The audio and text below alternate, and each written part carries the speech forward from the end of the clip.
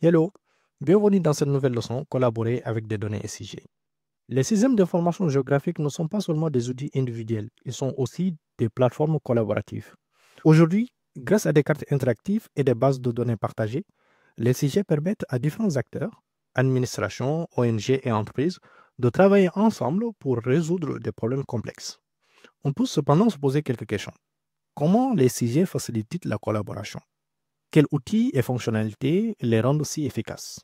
Dans cette leçon, nous allons explorer comment les CG encouragent la collaboration en mettant l'accent sur les cartes interactives et les plateformes partagées.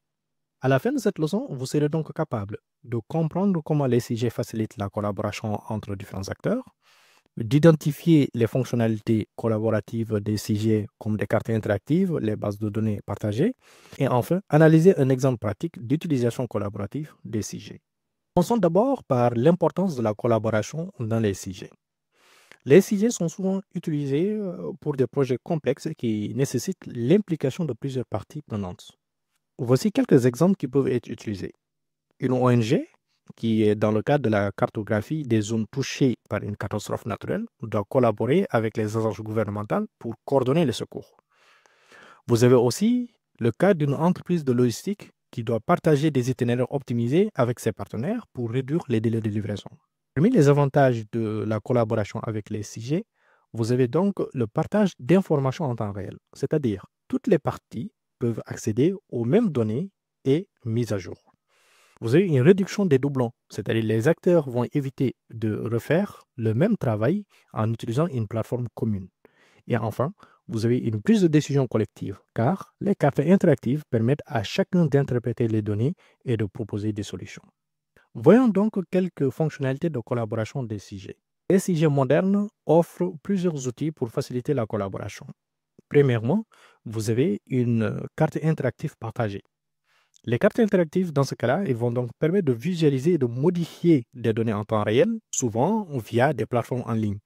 Si nous prenons quelques exemples, nous avons Google Earth, par exemple, une équipe qui travaille sur un projet de gestion des risques peut donc annoter une carte, ajouter des points d'entrée et partager les mises à jour avec ses collègues. Vous avez aussi ArcGIS Online. Dans ce cas-là, cette plateforme permet de créer des tableaux de bord géospatiaux accessibles à distance pour suivre l'évolution d'un projet en temps réel. Deuxièmement, nous avons des bases de données géospatiales partagées. Les bases de données dans un SIG vont permettre de centraliser les informations et les rendre accessibles à plusieurs utilisateurs. Par exemple, nous avons PostgreSQL avec PostGIS. Dans ce cas-là, les bases de données géographiques sont stockées dans une base de données centralisée, ce qui va permettre aux analystes de les mettre à jour et de les consulter simultanément. Et le troisième point, vous avez la collaboration en temps réel. Certains SIG permettent à plusieurs utilisateurs de travailler sur une même carte ou analyse simultanément.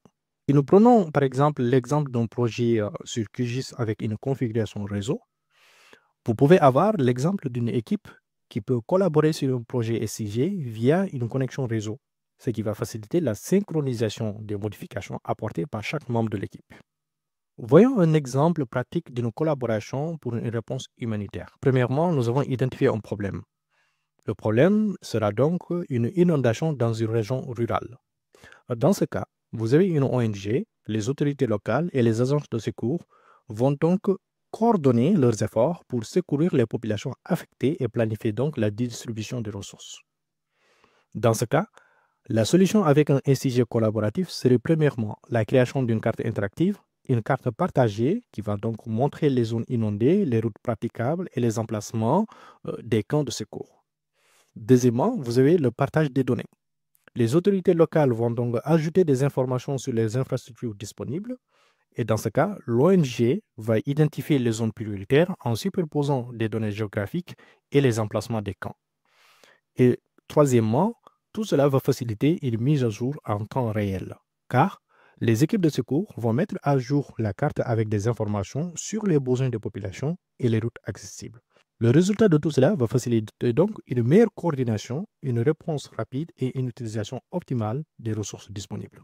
Voici un exemple d'activité que vous pouvez utiliser pour essayer d'appliquer ce que vous avez vu ici ou de voir dans quel cadre vous pouvez développer ces compétences. Nous reviendrons sur d'autres projets beaucoup plus spécifiques sur la création des cartes interactives ou des projets de connexion réseau. Essayez premièrement de prendre 10 minutes pour explorer une carte interactive en ligne, comme celle qui est disponible sur OpenStreetMap ou sur Google Earth. Et dans ce cas-là, essayez d'identifier les couches d'informations disponibles, par exemple les routes, les bâtiments et les points d'entrée, ou comment ces informations pourraient être utilisées dans un projet collaboratif dans votre secteur. Voici donc les éléments clés à retenir de cette leçon. Les SIG modernes facilitent la collaboration en permettant le partage des cartes, des bases de données et des analyses en temps réel. Les cartes interactives et bases de données partagées sont des outils clés pour la coordination entre différents acteurs. Et enfin, les exemples pratiques que nous avons vus, comme la gestion des catastrophes, montrent comment les SIG facilitent la prise de décision collective et l'action concertée. Félicitations, vous venez donc de terminer cette leçon. Vous comprenez maintenant comment les SIG facilitent la collaboration entre différents acteurs grâce à des cartes interactives et des plateformes partagées. Dans la dernière leçon de ce module, nous explorerons les tendances futures des SIG et des innovations technologiques qui transforment ce domaine. Donc, on se dit à très bientôt, on se retrouve là-bas.